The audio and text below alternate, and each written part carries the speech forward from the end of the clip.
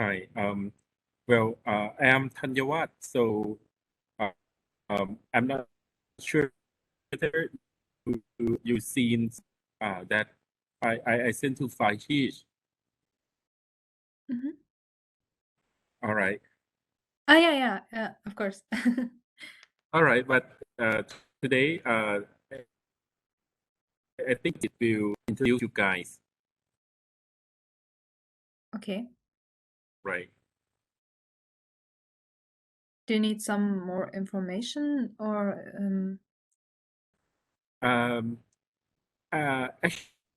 Actually, I just searched your name from the Google, and I got your title from as a professor in the university in Munich.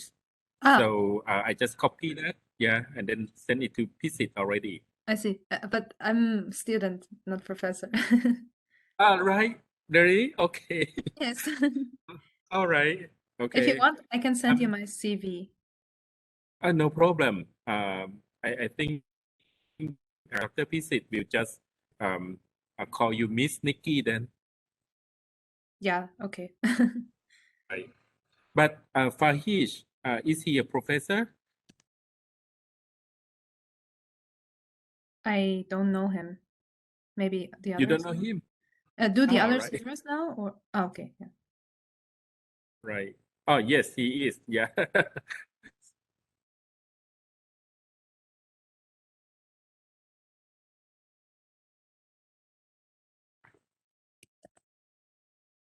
So, I can drop you my LinkedIn. now, Sorry. right.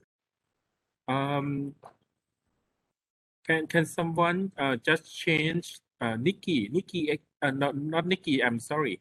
Um, Dina, she is a presenter, but she is now joining as an attendee. So I don't know how to use this system anyway. คุณมาริวันช่วยเพิ่มดีน่าเข้ามาเป็นพรีเซนเตอร์หน่อยครับ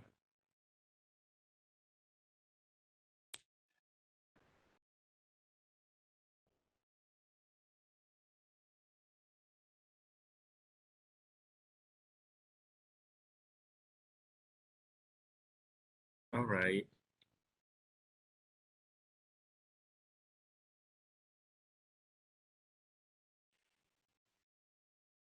Thank you. Now I joined as a panelist. Thanks.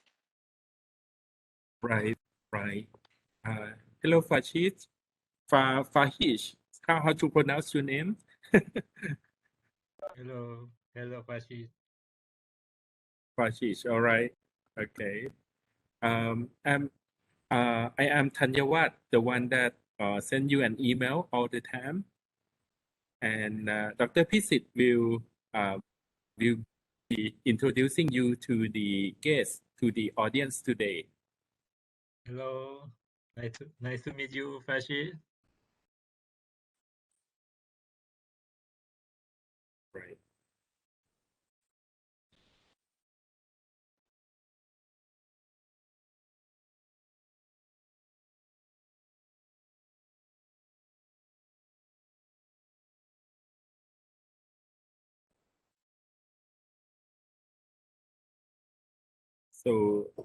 So we are about to start.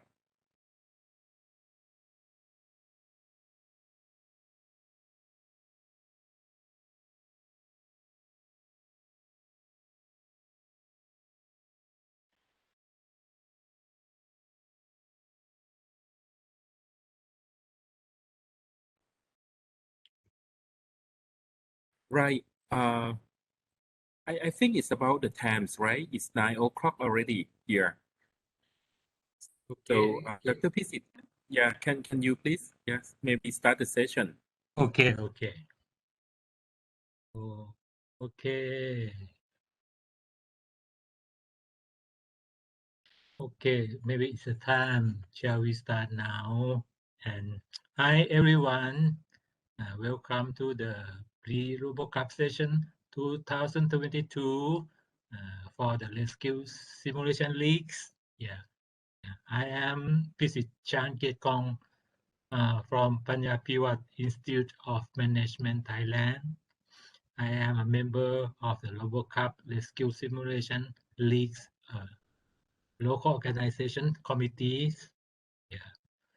Aside from myself, my robotic engineering team, including Dr. Tanyawat, is also attending at this session. He's here now. In this session, we will go over two sub-leagues of rescue simulation. The first one is Rescue Agent Simulation League. The Executive Committee Professor Fashid Faraji from Bonab Azad University, Iran. And the Technical Committee, Ms. Gina Heral, software engineer at Microsoft from Ireland, will inform you about the league's rules and regulation. Followed by another technical committee of the leagues, Ms. Nikki Sadiki from Ludwig Maximilian University of Munich, Germany, will provide you the information about another sub-leagues, the virtual robot leagues. If you all have a question or need more information, please raise your hand or put it in the message box, and the speaker will respond at the end of each session. Okay, let's start with Rescue Agent Simulation Leagues. Then Professor Fashid and Ms. Dina, could you please provide information to the participant? Thank you. Okay. Thank you, Dr. Pisit. If you let me, I share my screen.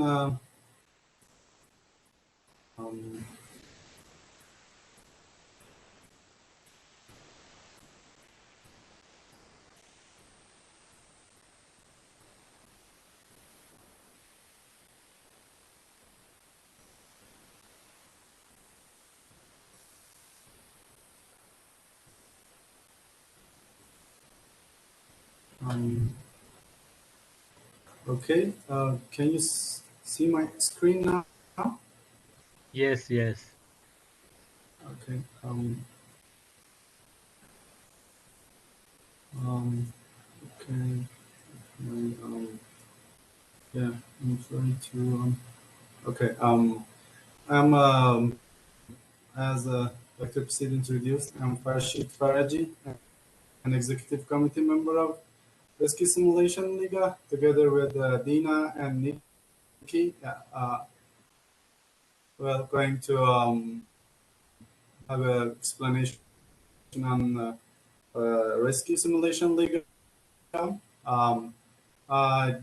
Dina and I will explain about the agent simulation, and Nikki will talk about the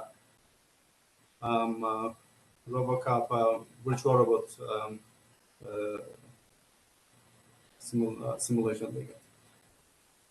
I'm going to have a brief explanation about the RoboCup, as I mentioned here. Then I will go to the rescue simulation. As you may know, the RoboCup is an international poster and to foster artificial intelligence and robotics in different socially significant domains. It was created in 1996 and it is managed by RoboCup Federation. Initially, it focused on artificial intelligence and robotics for enable robots to play soccer and advance the field of robotics. Then other ligas like the rescue simulation added to this event.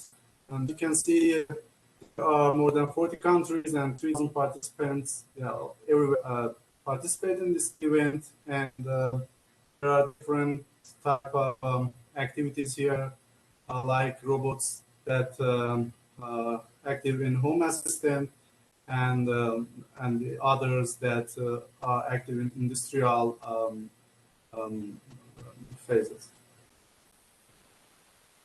So, the RoboCupRescue Simulation League was created a little bit after the establishment of RoboCup. It was created in 1999, and it's focused on research and development of the second domain of natural disaster. The RoboCup simulation promotes use of artificial intelligence to support planning and decision making of the disaster command urban setting. And its mission is implemented through, as you can see, three different activities. The first one is to provide a simulator that can realistically simulate natural disaster in order to enable this and support the disaster response planning. And as you can see, the second type of activity is to evaluate benchmarks for response plans elaborated by policymakers to act in real disaster situations. And the last one is that is main part is to organize competitions in order to put together the researchers and developers together to working on the natural disaster domain. This presentation will be mostly focused on the agent simulation. As you can see, there is a three type of competition in this Liga: agent simulation, infrastructure, and virtual robots. If I started with agent simulation, the Rescue Agent Simulator is a computer simulation platform that can, as I explained before, realistically represent natural disaster scenarios. It can comprehensively represent all the situations that may happen in a natural disaster. It involves the primary evaluating the performance of agent teams on different disaster scenarios in the RoboCupRescue simulation platform. So it can be used as a test bed for evaluating the effectiveness of rescue policies and strategies, and as well as for defining new strategies for elaborating the resources. There are a different type of research problems in this domain. I bring some more important of them here. As you can see, the most important of them are task allocation, collision formation, cooperation among the software robots, distributed and centralized control, communication, and clustering. And if I mention some challenges here, the decision-making algorithms, task allocation methods, multi-agent coordination and team formation methods, pathfinding, and search algorithms are the most important challenges in this domain. Well, if I now I'm going to give detailed information about the rescue simulator, the agent simulator. The rescue simulator is composed of an environment, as you can see here, that is usually represented by a map corresponding to a city like this one. This is a city of Kobe in Japan. The city represented with the roads. These are the roads, as you can see here, and different buildings that will have different characteristics and materials that they are built up. There are passive entities that exist in this environment, but the simulator also is composed of active entities, and these entities, we call them agents, and they are represented by these colored circles. As you can see here, there are different type of different colored circles: blue one, red one, white one, and we call them agents here. The green ones is represented as civilians in the environment. Civilians are individuals of the victims of in the disaster, and they can be free, that they can go by themselves to the rescue shelters, or they can be trapped inside the buildings, or they can be trapped also in some blockades on the street. As you can see, there are black signs on the roads. These are blockades that prevent agents from moving to navigate on the environment.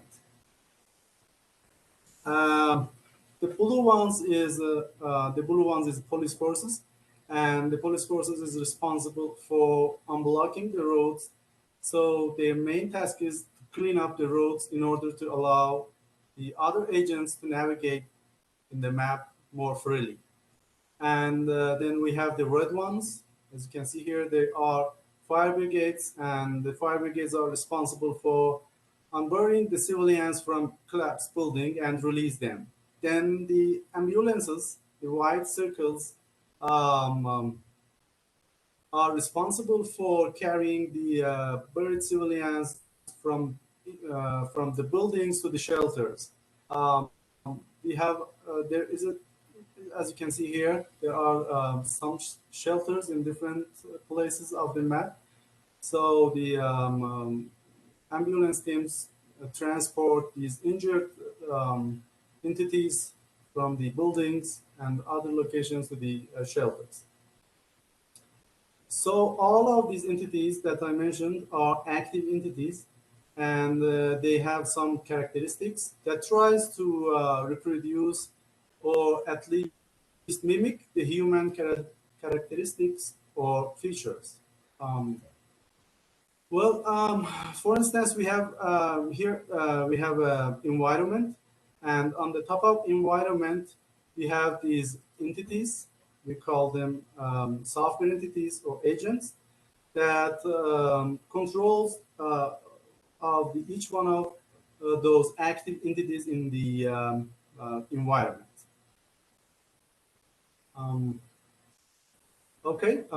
These entities, they can perceive the environment, and they have a range of perception, and they can perceive the environment and what is going on in the environment. They can create some beliefs about the environment and about the other agents and about the other entities that exist in the environment. Then with that information and with that beliefs, they can make some decisions on the environment using different mechanisms of decision process. The decision process mechanism may be designed in different ways in order to represent strategies that are designed by the planners. Once the agents decided what action to perform, they can actually act on this environment, and the actions can be proactive or reactive. Usually in this environment, we have more reactive actions, where the agents can perceive environment and some changes in the environment and react to that change by performing some actions. Also, in this environment, we have a communication among the agents, since the perception of agents are limited in a range, and so they cannot perceive all the environment. And to do so, to share their information, they use a communication tool here. And by this communication, they can share their beliefs and their acts. And also, they can exchange information about different decisions that they make on the environment.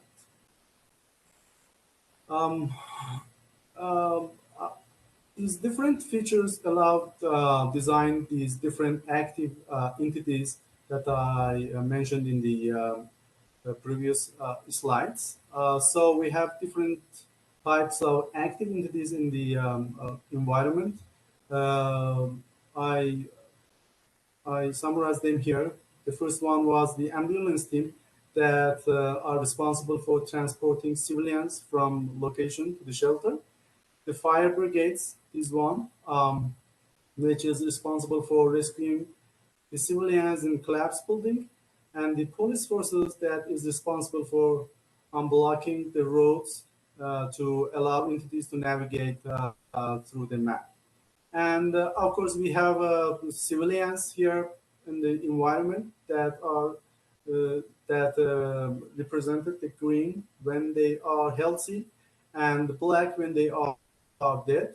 So that there is different phases in intermediary that indicates the decay in the health of civilians, and that is what need to be prevented by the fire brigades and ambulances when they are unbury the civilians from debris, and also transport them to the specific shelter. In addition to these active entities, and also and in addition to buildings and roads, we have also some other entities um, um, that are central entities in this environment: ambulance centers, fire stations, and the police forces, which they have a means of central control that can give some guides to the active entities like fire brigades, police forces, and ambulance in the environment to have a better decision.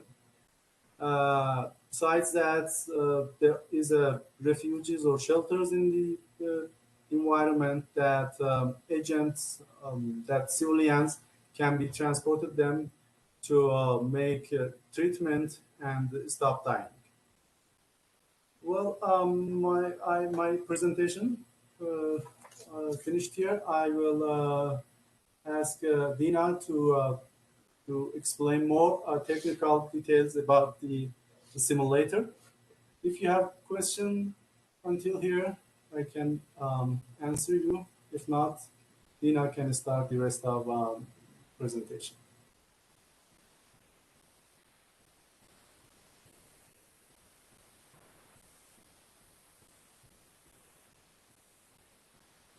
Thank you, Farshad. Hi, this is Dina. I will now share my screen.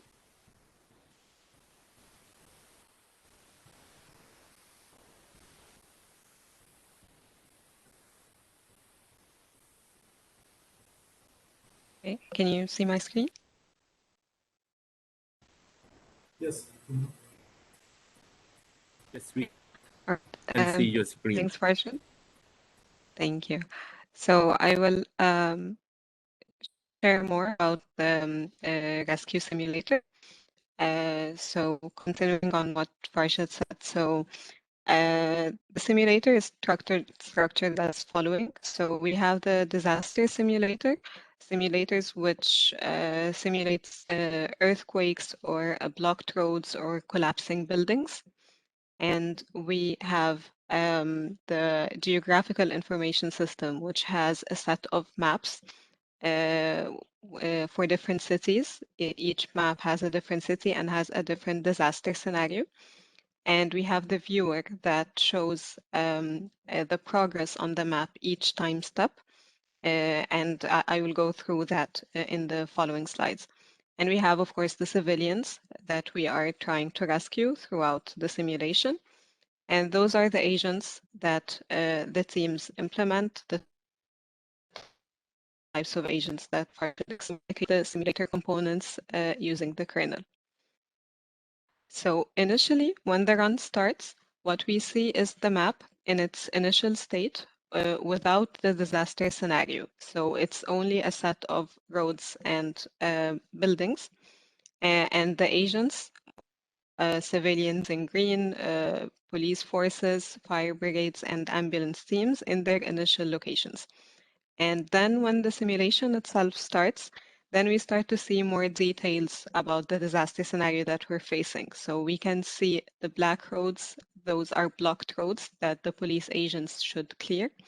And we see the buildings with a light gray color, which means that the buildings are good, or dark gray color, which means that the building is collapsing or collapsed.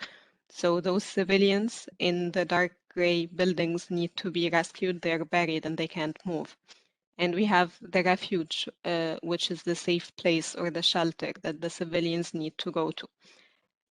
And as the cycles progress, the disaster gets worse, and the agents need to cooperate and to work faster to rescue as much civilians as they can. So police forces are responsible for clearing the blocked roads. Fire brigades are responsible for rescue, and ambulance teams move the rescued civilians to the refuge. And by the end of the this is an example of how by the end of the simulation the map looks. So we can see that most of the blockades are gone from the roads. So now only few blockades remain. So this means that basically most of the road, this is the first important step to happen, because without this, the rest of the map. Once the roads are clear, we can see that many of the civilians are at the refuge, which means that those have been rescued. We can also see civilians here that turned black, which means that those civilians died in their buildings. And the more civilians are rescued, the higher the score by the end of the simulation.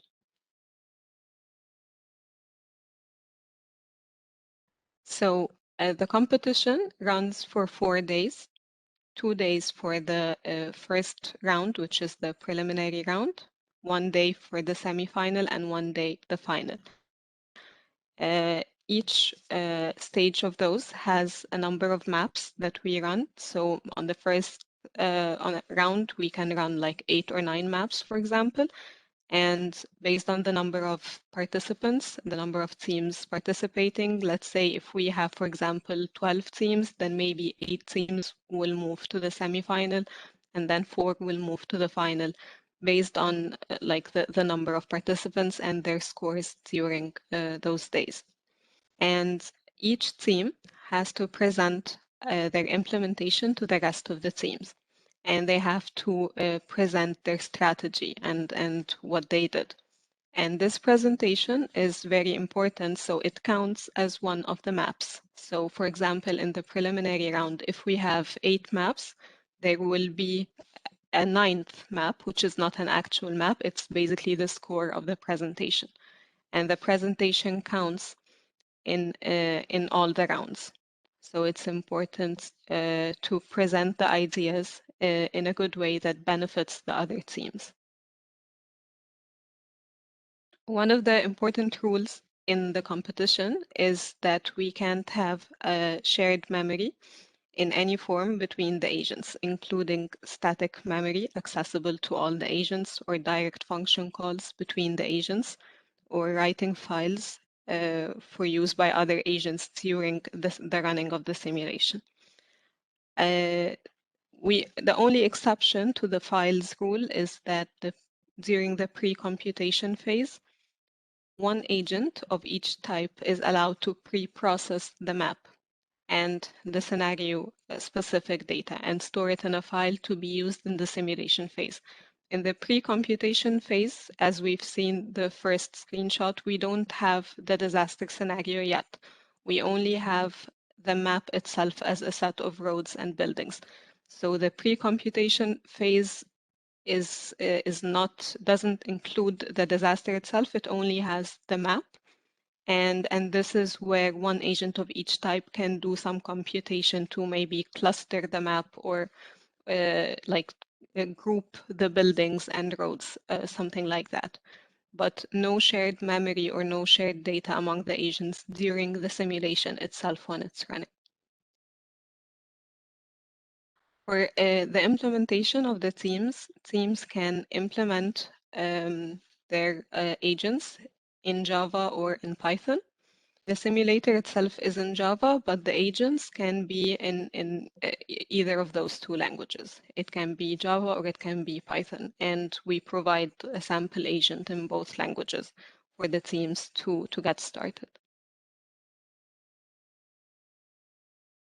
During the competition, in the venue of the competition, our setup is as following. So we have 4 clusters. Each cluster has 4 machines, one that is for the server for running the simulator and 3 for running the agents. We have public screens to show the maps during the simulation when it's running. And usually we are running different themes at the same time, maybe on the same map, and we can see them running in parallel and compare the scores. So this is all for the agent competition. We have another competition, which is the infrastructure competition. The infrastructure competition is about presenting tools or simulators related to disaster management. The aim of it is to evaluate enhancements for the RoboCup Rescue Simulation League environments. So it can be improvements to the agent development framework or to the virtual robot simulator, or improving the sub-simulators that we use to simulate the disasters. So any ideas are welcome to improve the Rescue Simulation League in this competition, basically. So this is all that we have for the agent and the infrastructure competition. If you have any questions, I'm happy to answer. If not, I will hand over to Nikki to talk about the virtual robot competition.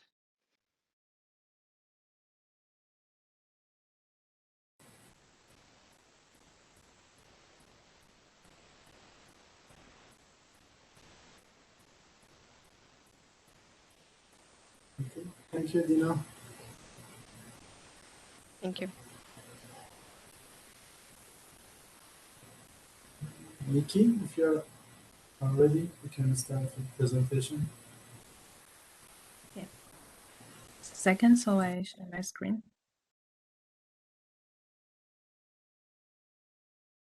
Can you see my screen?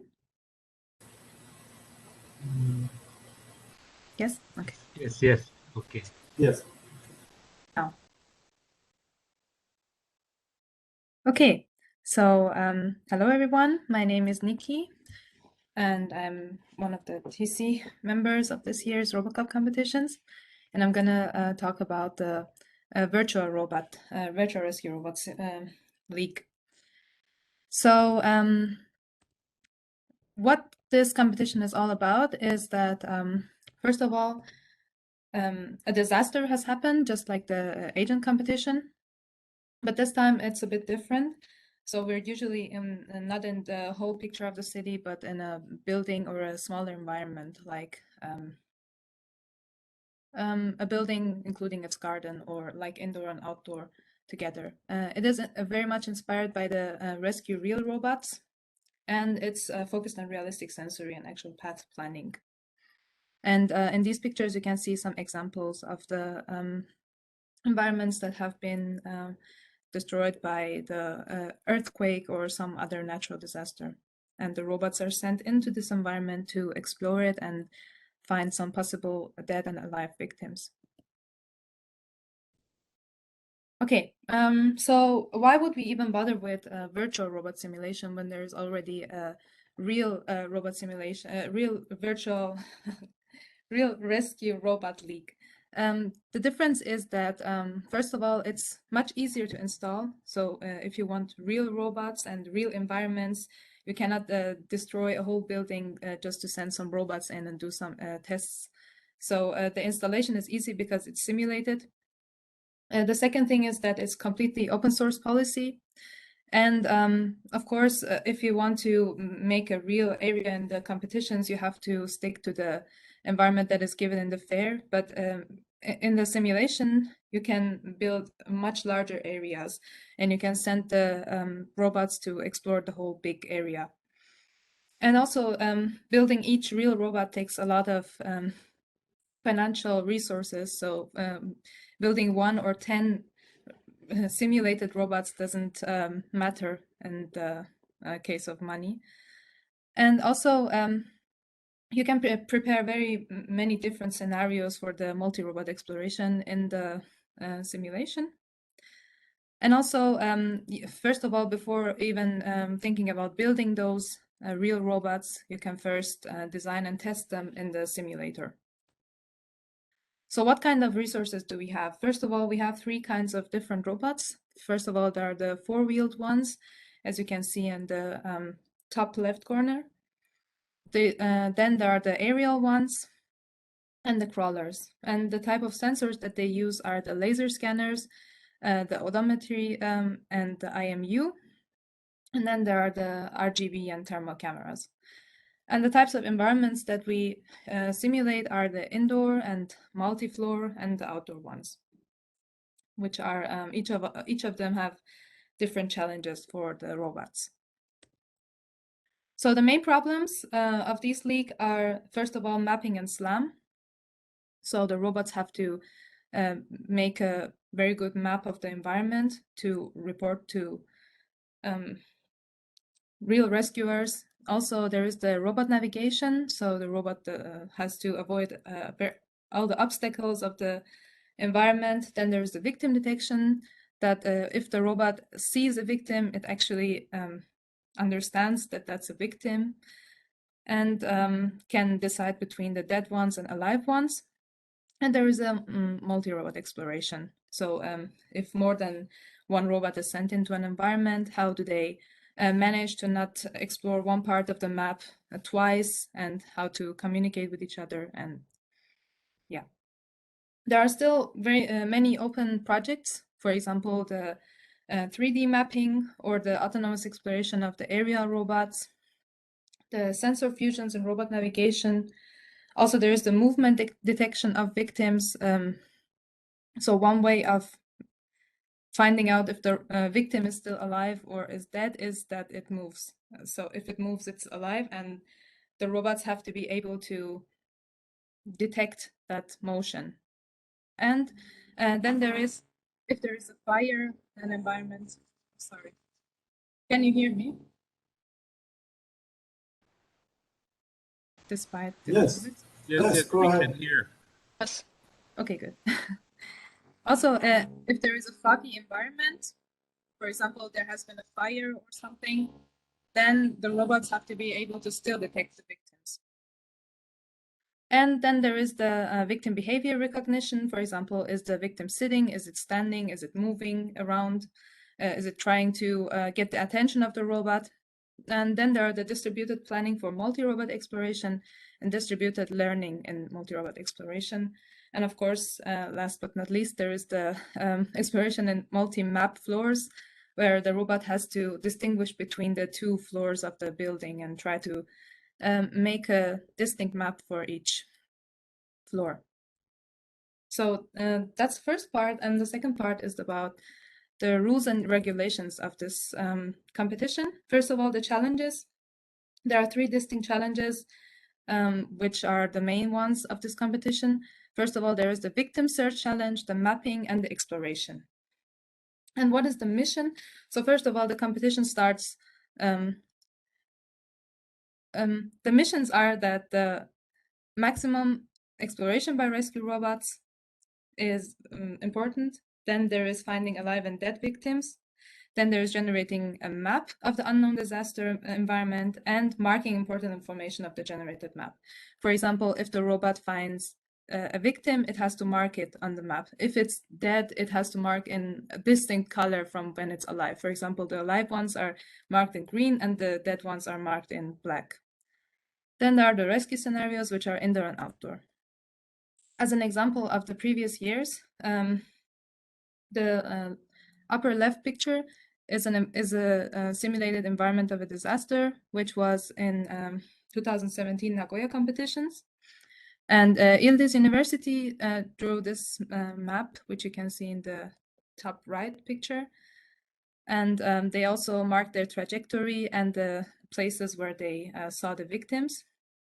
And the lower picture shows how this victim detection is done. So the robot gets close to the victim, detects it, and if it's alive, it just stands there or just passes by, depending on the rules. Okay, so the competition is like this. There is 20 minutes for each team, for each round. There are the primary, semifinal, and final rounds. There are 3 awards, so there's a trophy for the first and second and third places.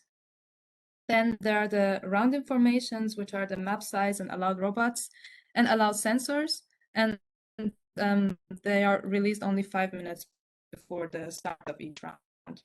Also, there are 2 types of holding of the competition. So last year we also held the competitions via cloud because it was virtual due to the pandemic.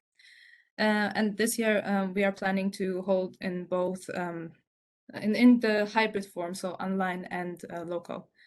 Also, there's the simulation environments, and all the team run their codes on the same workspace.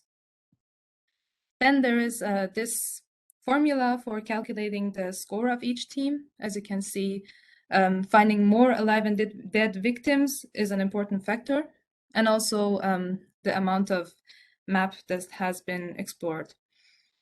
Yeah, and also the difficulty of the map is an important factor. If the map is very difficult, like it's too floored or it's indoor and outdoor, it has a higher score in the final score of each team. Then there's the technical talk, which is the third part of my presentation. So here we see that the system overview, there is a virtual robot simulation, which includes Gazebo and the robot models, the sensors, and the world maps. So the robot models and sensors and the maps are implemented into this Gazebo environment. Then it is run on the local workstations or cloud simulators, depending on the type of the competition. If it's local, then there's a local network, and if we use these cloud simulators, we use the internet, and the clients, which are the teams and their robots, connect to this communication infrastructure, and the competition is held like this.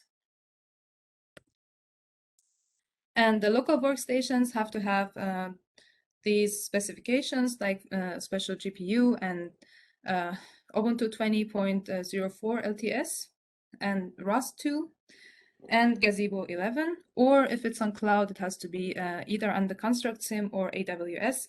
So last year we worked with the Construct Sim, and this year we're trying to use AWS as well. So in the previous slides, I talked a lot about Gazebo and ROS. So I want to enlighten a bit more about what these things are. So Gazebo is a robot simulation environment. It's an app used to make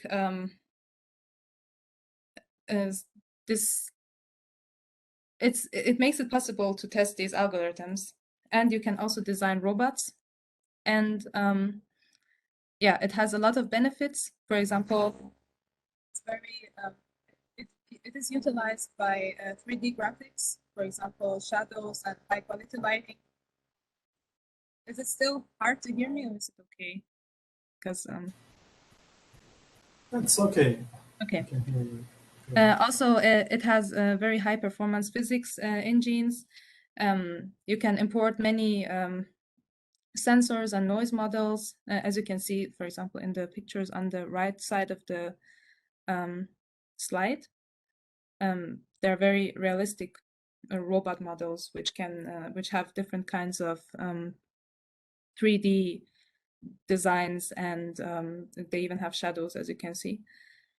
And then there are plugin support, which causes portability, reliability, scalability, flexibility in the software development. And then there is a high robot model support. And then there is the transport communication. And the best part of Gazebo is that it's also supported by the cloud simulators like AWS and the Construct Sim. So even if you want to run the competition completely online, we can still use this. Then I talked a lot about ROS. So ROS is a set of software libraries and tools that can help you build the robot applications. In order to we use ROS because the teams don't, so that the teams don't worry about the basic problems anymore. For example, mapping and exploration. So these are all libraries that are included in ROS. so that they can focus on the more important topics, for example, multi-robot exploration or victim detection. The good points about ROS are that it's been used and tested for over 10 years, and also in robotic industry. It shortens the time to market because it provides all the tools and libraries and capabilities. It's multi-domain, also it's multi-platform. You can use it in Linux and Windows and Mac. And it's 100% open source. It's also supported by ROS simulators like Gazebo. And especially with ROS 2, there is an industry support for the ROS operating system. Then the Construct Sim, which is the cloud simulator, which I explained about. And it is very good for remote competitions like last year. It supports different programming languages like C++ and Python. It supports different Gazebo and ROS versions. There are many courses that you can use if you use the Construct Sim. And the best thing about Construct Sim, in my opinion, is that there is no operating system installation required, so you can just click and insert your code and start programming and simulation, unlike local computers where you have to do some other steps as well, which is explained here. So first of all, if you want to work on your own computer, you have to install Ubuntu. In our case, it's 20.04. Then you have to install ROS2 Foxy, and then Gazebo 11. Then install ROS2 dependent packages like SLAM and Navigation Exploration. Then you simply open the wiki of our league and clone the GitHub project. And if you follow the instruction, you will easily build and run the source code. So what are the tasks which each team has to do? First of all, they have to design the base code, like a controller, the user interface and map viewer and stuff. Then they have to set up SLAM and navigation, exploration, according to the demos, which are also on the wiki side.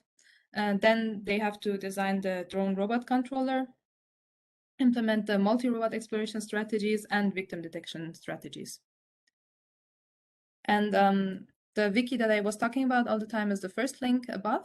Then there are the other useful links which you can also use. For example, to the simulation website and the GitHub and the ROS2 virtual robot project. And that's it. Thank you for your attention. And if there are any questions, I'm willing to answer them.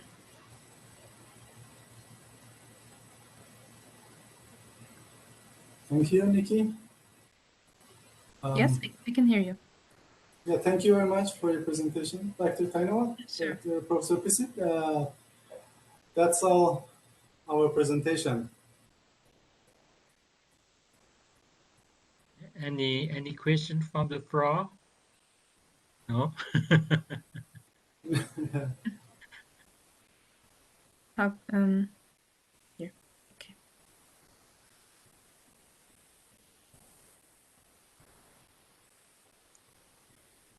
Okay, if you have any question related to the legals, how to manage it, we are here to answer.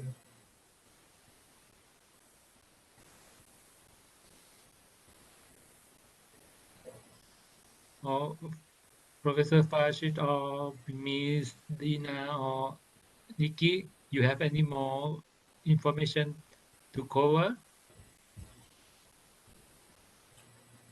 No, I think that's all our presentation about the rescue simulation. Actually, as Nikki mentioned, due to pandemic, last year we tried to run the competition on the cloud systems. If previous years we used lots of computers like 15, like 14, 15 computers for agent simulation, and if I'm not sure about the virtual robots, maybe 6, 7, 6 computers for virtual robot computers we use. But if you for the RoboCup 2022, if you could prepare that kind of computers in the venue, we can install them. If not, also we can use the cloud systems and just put some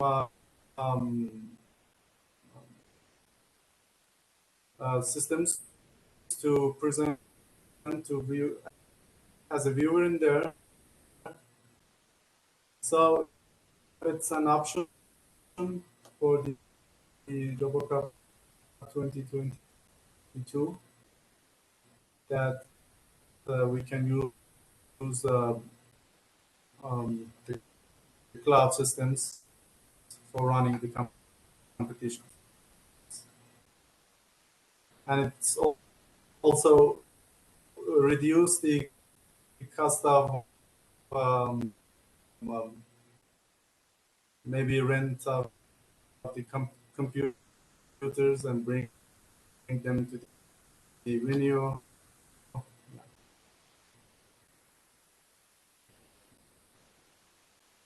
Okay, but your voice somewhat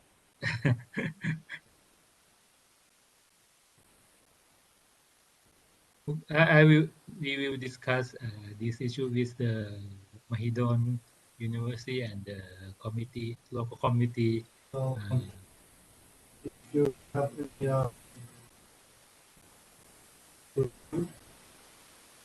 Oh,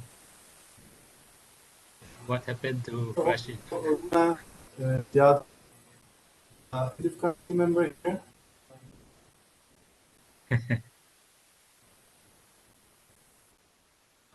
Are you okay, Rashid? Your link is somewhat. Yes, I think the bandwidth is maybe on my side as well. I don't know, but well, sometimes I can't hear Farshid clearly. But anyway, in overall, we understand what everybody try to convey, right? Right. Well, on my side now, I can't see anyone. But anyway, yeah, the presentation gone fine. So I think we got the information we need, and I think it's about the time as well. Right. Thank you very much. Dr. Pisit, could you maybe close this session, please? Okay. I hope you all have enough knowledge about the leaks. Before we leave, I would like to thank Professor Faraji, Ms. Dina Heroes, and Ms. Nikki Siddiqui for providing us with such useful information today. For more information, please feel free to contact us via the email we have provided. Yeah, and I'm hoping we will be able to visit each other in Bangkok this July. Thank you very much. Okay. Thank you. Thank you very much. Yeah, we will also hope Thank to see you in Thank Bangkok. you. Thank you very much. Bye-bye. Yeah. Bye. Bye. Thank you.